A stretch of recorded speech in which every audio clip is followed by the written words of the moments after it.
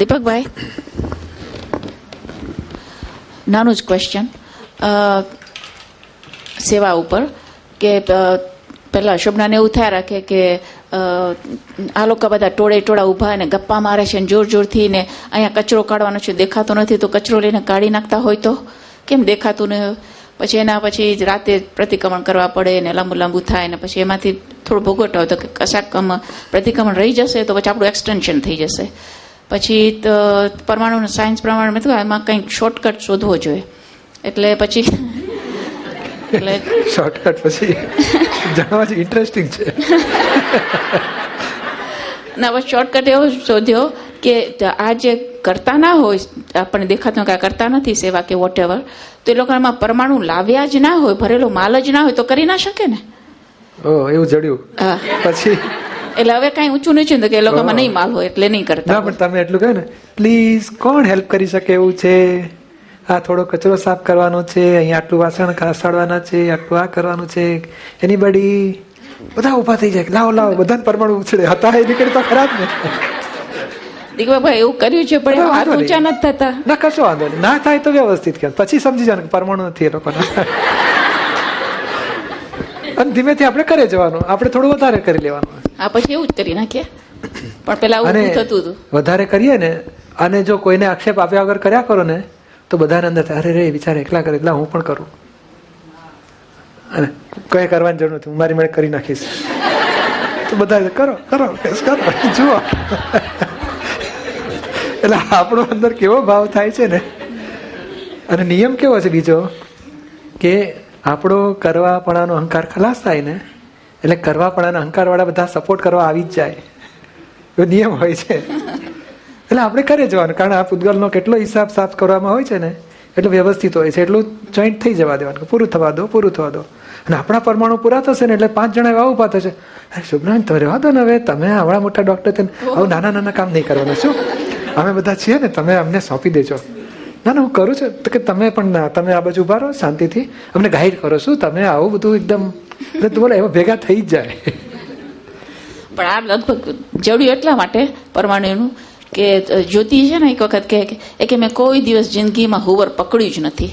આ તો બહુ સારું કહેવાય, એના પરમાણુ જ નહીં હુવર પકડવાને તો પછી આવે જ નહીં ને હાથમાં, પેલું અંદર લાવેલા જ હોય કે હુવર પકડવાનું જ નથી.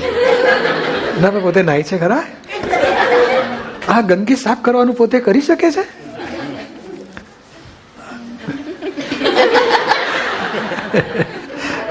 અરે બધું કચરો સાફ આખો દાડો કરીએ છીએ આપણે, આંખનો કરીએ, નાકનો કરીએ, બીજા કરીએ, ત્રીજા કરીએ, ક્યાં નથી કરતા. એટલે આ તો બધું આ તો જે ભેગું થયું, પણ આપણો ભાવ શું હોવો જોઈએ કે મહાત્માઓને આપણે સહકાર આપવો છે, પૂરક થવું છે, હેલ્પ.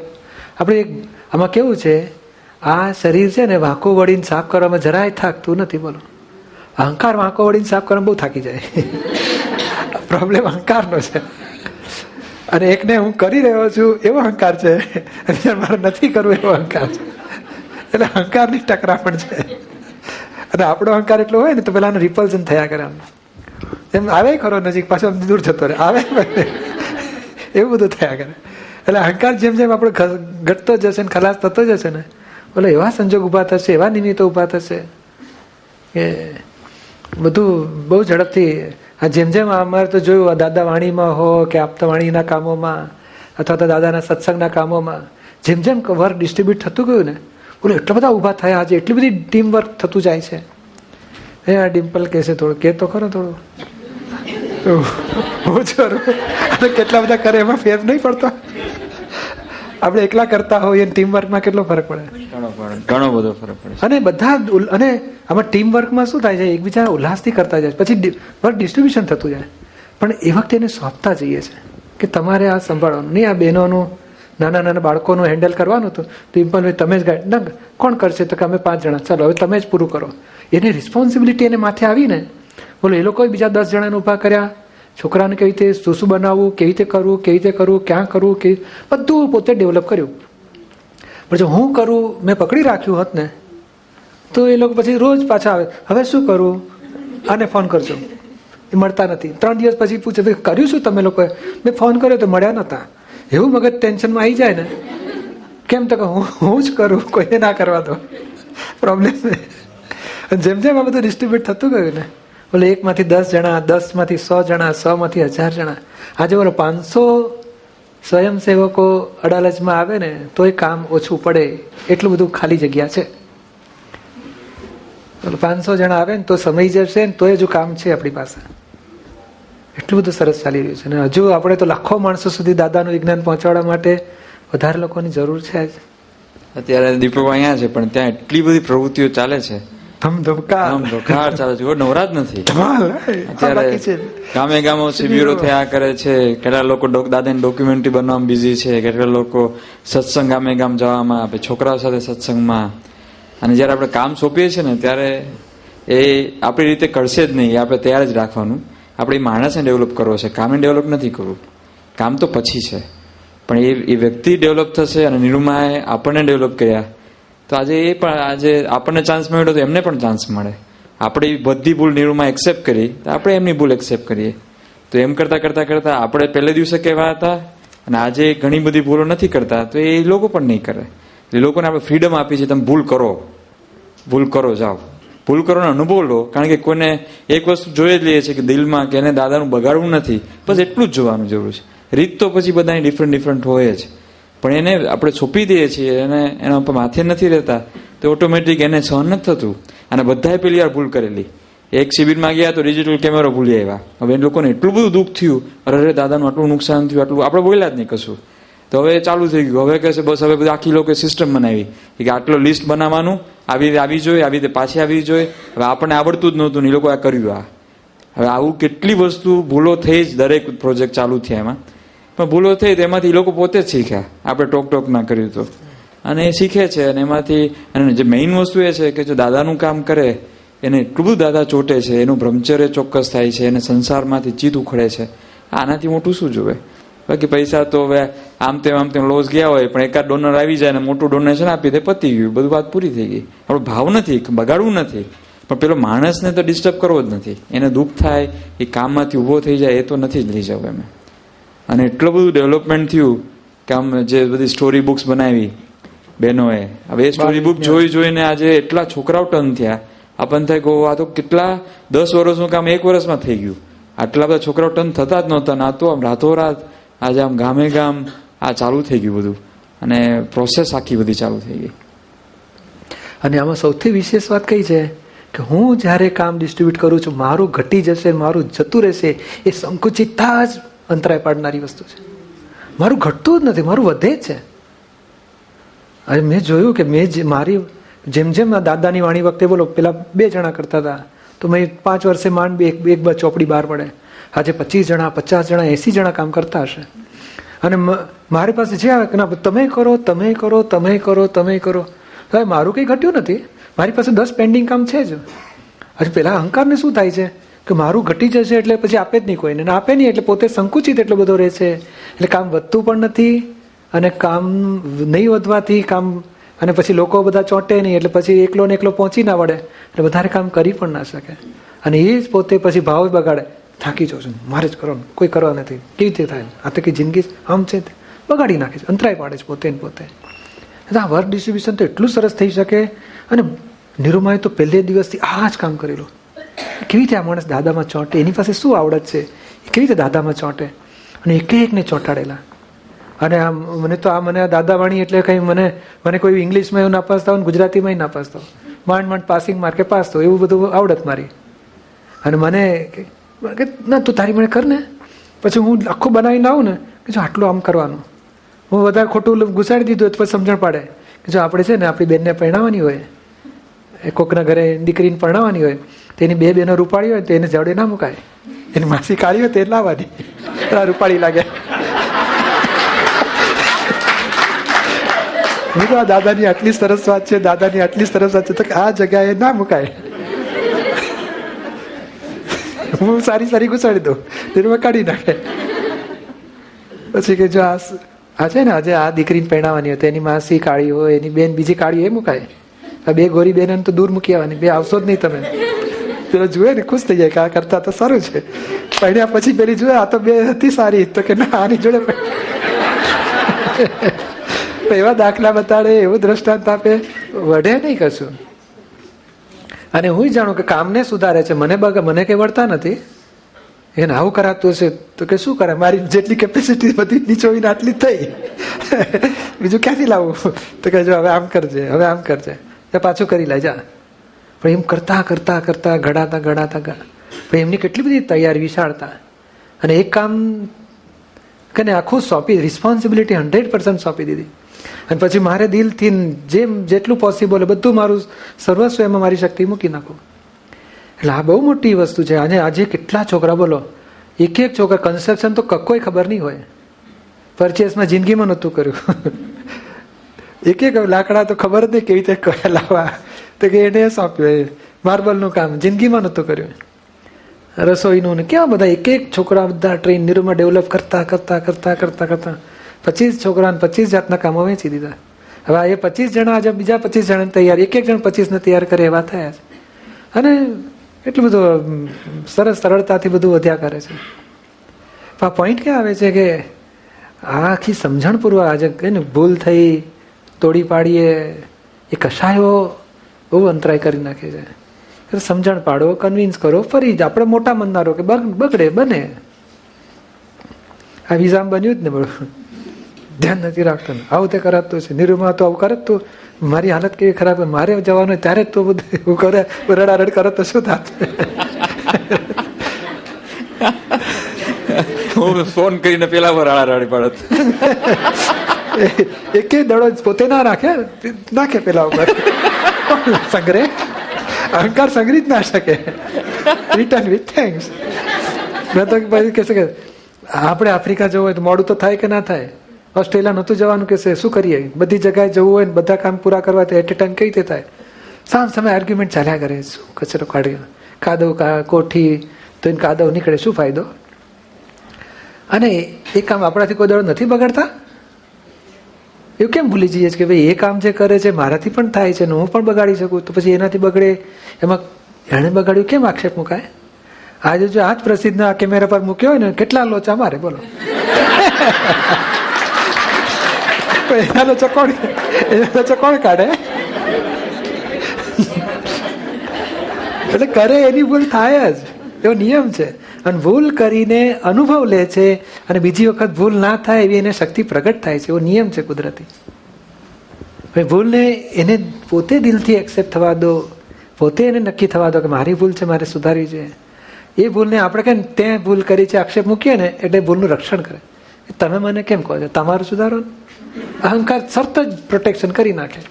અને જો ના કહીએ ને તો એમને એટલું બધું, આ ડિમ્પલ જો કશું અક્ષર ના બોલે તો એને એટલું બધું ગિલ્ટી ફીલ થયા કરે કે મેં કેટલું મેં ધ્યાન ના રાખ્યું કે મેં શું ભૂલ કરી, કેવી રીતે સુધારું છે, કેવી રીતે થયું. આખો દાડો એને એ જ ચાલતું હોય. અને જો કહ્યું તું ધ્યાન નથી રાખતો તો રક્ષણ કેવી રીતે કરવું એ ચાલુ થતું. અને પેલી ભૂલ કેવી રીતે સુધારવી એ ચાલુ થઈ જાય. એટલે આ વિજ્ઞાન આપણે આવી રીતે લેવા માંગીએ છીએ કે ભાઈ આવું કંઈક જો ને, આપણે ભૂલ કરીએ હે, આપણાથી ભૂલ થઈ ગઈ તો કોણ આપણને કે? તો પછી આપણે એની જુદાઈ કેમ રાખીએ છીએ? હું અને એ જુદા છે એવું કેમ માનીએ? હું જ છું, હું એની જગ્યાએ છું, તો આવું બને તો શું કરું?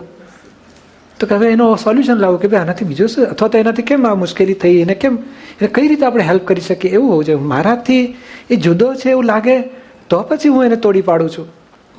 ત્યાં અભેદતા તૂટી જાય છે. હા, અભેદતા એને મારું સ્વરૂપ ને એનું સ્વરૂપ અમે એક જ છે. હવે આપણે કેવી રીતે આગળ વધી શકીએ એનું સોલ્યુશન લાવો.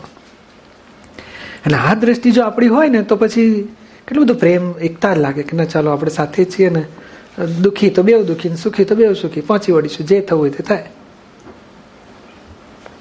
અને એવી રીતે આપણે આપણી આ દ્રષ્ટિ ગોઠવવા માંગીએ છીએ. અને એમાં પેલો 5 આજ્ઞા તમારું જે દેખાય ને, તમારું દેખાય આખા પ્રસંગમાં, એ જે જ્ઞાન કળા, બોધ કળા, પછી હેલ્પિંગ હોય તમારું, કેવી રીતે આ બગડું ત્યાંથી કેવી રીતે સુધારીએ, અટક્યું ક્યાંથી કેવી રીતે વધારીએ. એટલે એ જે આખું હેલ્પિંગનું તમારું એટીટ્યુડ હોય, પછી પ્રેમ હોય, પછી તમે મને તો ના કહો પણ કોઈ બીજા ત્રીજા વ્યક્તિને પણ તમે ના કહો કે આ બરોબર ના કર્યું, આ લોકોને આપણે બીજી વાર કામ નહીં આપવાનું, આ લોકો બગાડે છે આપણું, કશું જ તમારા તરફથી કોઈ એવો રિસ્પોન્સ જ ના હોય. પ્રાર્થના કર, આપણે પ્રાર્થના કરીશું અને શું આપણે શું થયું, કેવી રીતે થાય, આપણે આમ કરી તેમ કરી. હવે એ જે મને શીખવા મળે ને, તમારું જોયું અને જે મને શીખવા મળ્યું, કારણ કે હું ગમે એટલી આપતવાણી વાંચું પણ પેલું મને જ્યારે શીખવા મળ્યું ને કે જો આ, અને છેલ્લે શું, તો સંજોગ તો મારે એક્સેપ્ટ કરવા જ પડે છે, વ્યવસ્થિત તો છે જ. તો પછી જો મારે દાદા કે કોઈ કરતા નથી તો મારે, તમે મારી સાથે એવી રીતે રાખ્યું કે ડિમ્પલ કરતા નહોતો આ ભૂલમાં, તો પછી મારે કોઈ વ્યક્તિ સાથે મારે એ સમજવું પડે કે એ પણ કરતા નથી આ ભૂલમાં. તો એનાથી આજે ગાઈડન્સ મળે કે આજે ટ્રેનિંગ મળે ને, જ્ઞાનની ટ્રેનિંગ, બે રીતની ટ્રેનિંગ છે, દાદાના કામની ટ્રેનિંગ અને બીજી દાદાના જ્ઞાનની ટ્રેનિંગ. આ ટ્રેનિંગ મારી કેટલાય વર્ષોની મારી આ અટકણ હોય કે દાદાનું કામ બગડે એટલે હું રિએક્ટ થયા આગળ રહું જ નહીં, એ અટકણ મારી તૂટી જાય અને ઓબ્ઝર્વેશનમાં આવે. અને છેલ્લે દાદાનું કામ તો બગડતું નથી કારણ કે વ્યવસ્થિતના આધીન હોય જ છે અને ઘણીવાર સારા નિમિત્ત માટે હોય છે, એટલે એ બધું પછી અનુભવ થાય. પણ અનુભવમાં સાથે આજે જ્ઞાન જોવા મળે ને કે મારામાં મને રિસ્પોન્સિબલ ના કર્યો, બીજા કોઈને રિસ્પોન્સિબલ ના કર્યો, તમે બીજી રીતે કોઈ રીતે અપસેટ ના થયા, પછી તમે કોઈ ચિંતામાં ના પડ્યા કે કોઈ જાતના સ્ટ્રેસ ના થયા તમને, તો એ જે બધું જોવા મળ્યું કે કેટલી મુક્તતા છે, આનંદ છે. પછી આપણે ત્યાં સત્સંગ કર્યો, ઉલટાનું બોમ્બે એક દિવસ રહ્યા તો ઘણા બધા કામ થયા.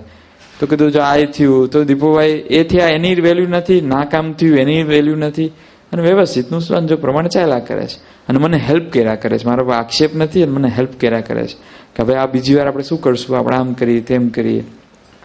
પછી એ જ ડિલિંગ મારું પેલા લોકો પણ સાથે એ જ થાય, કારણ કે મને શીખવા મળ્યું કે આ તો જો. અને એમાં આમાં દીપુભાઈ ખોયું શું, તો કશું ખોયું નહીં, રિલેટિવ તો આવ્યું જ સરખું છે, આવ્યું છેલ્લે વિઝા મળ્યા, પણ એમની જે મુક્તતા એમને ના ખોઈ એ વસ્તુ મારે તો અચીવ કરવાની બાકી જ રહી ગઈ છે. દાદાના કામ ગમે એટલા કરું છું પણ મારી મુક્તતા વગર હું મુક્તતા ખોઈને દાદાના કામ કરું છું. મારો સિદ્ધાંત દાદાનું વિજ્ઞાનને તોડી ફોડીને દાદાનું કામ કરું છું. દાદાનું વિજ્ઞાન કેવી રીતે તોડાય, સામો અકર્તા છે તો છે જ, પણ આ બંને થિયરિટિકલ હતું, પણ જયારે તમને તમારું જોવું ત્યારે મને પ્રેક્ટિકલ ઊભું થાય કે આવી રીતે અકર્તા જોવાનું છે, આવી રીતે મારે જ્ઞાનમાં રહેવાનું છે, આવી રીતે કામ બગડે તો દીપોએ મારી સાથે કેવી રીતે ડીલ કર્યું, મારે એવી રીતે એમની સાથે ડીલ કરવાનું છે. તો એ જે શીખવા મળે ને એ બહુ અદભુતતા શીખવા મળે. અને એમ થાય કે દાદાનું કામે ચાલે છે ને છતાંય હું મુક્ત જ રહું છું, હું શુદ્ધાત્મામાં જઉં છું, કોઈને રિસ્પોન્સિબલ નથી કરતો. છતાંય કોઈક વાર બુદ્ધિ ઊભી થઈ જાય તો તરત જ પછી બુદ્ધિનું રક્ષણ ના હોય, અંદર પ્રતિક્રમણ ચાલુ હોય, એની સાથે પાછો વ્યવહારે પાછો ચેન્જ થઈ જાય. કેમ છે, શું છે, આ બરોબર છે, આ વાંધો નહીં, આપણે આમ કરીએ તેમ કરીએ, એનો પોઈન્ટ ઓફ વ્યૂ સમજવું, એ શું કામ આ પોઈન્ટ ઓફ વ્યૂ કરે છે, આ છે તે છે. અને એ બહુ જ શીખવા મળે, જબરજસ્ત શીખવા મળે. છતાં કામને સિન્સિયર રહ્યા છે. હા, અને હવે પાકું થયું કે બીજી વખત હજી આમાં જે મિસિંગ, મારે બીજાની ભૂલ નથી જોવી, મારા તરફથી ક્યાં મિસિંગ થયું આ લિંકમાં, મારે બીજી વખત હું ધ્યાન રાખી છે મિસિંગ મારે નથી કરવું. આ બધા હેરાન થયા, અહીંયા આવીને પછી રાજ આટલો બધો હેરાન થયો, પ્રસિદ્ધ એટલો બધો હેરાન થયો, ત્યાં આપતો પુત્રો બધા હેરાન થયા વિઝા માટે, બધા થયા જ ને બધા. દીપકભાઈને પણ 2 વાર જવું પડ્યું, એટલે બધા જ અટવાયા. તો કે આપણે હવે બીજી વખત આ એક હવે ભૂલો નહીં કરી તો આ બધા અટવાય ને ખોટા. એટલે સોલ્યુશન લાવવા માંગીએ છીએ કે બની ગયું એ બની ગયું, હવે બેસ્ટ કઈ રીતે થઈ શકે નેક્સ્ટ ટાઈમ. અને એમાં કોઈ ખરેખર scientific circumstance evidence are the responsible, અને એવિડન્સ રિસ્પોન્સિબલ નથી કહેતા, પણ આવું બની જાય છે સંજોગ ઉભા થવાથી. અને એમાં પોતપોતાના હિસાબે એ સૂક્ષ્મમાં એ હિસાબ હોય છે, પણ આપણે શું છે કે હિસાબ પૂરા થાય છે એકચ્યુઅલી. ડિસ્ટ્રીબ્યુશન વર્કમાં નિર્મા પાસેથી એક બહુ શીખવા મળ્યું હતું કે ડિસ્ટ્રીબ્યુશન વર્કમાં શું થાય બુદ્ધિ, તો કે આ માણસ બરોબર કરતો નથી એમ કે પછી એને ઉપર ચોકડી મૂકી ખસેડી, આપણે એને ચોકડી જ મૂકી દઉં છું. હવે એ વખતે મારે એની સાથે હું એને, જેમ દાદા કહે છે ને કે હું તને સમજાવું અને તને ના સમજાય તો તારી ભૂલ નથી, મારી સમજાવવામાં કઈ ભૂલ રહી ગઈ છે.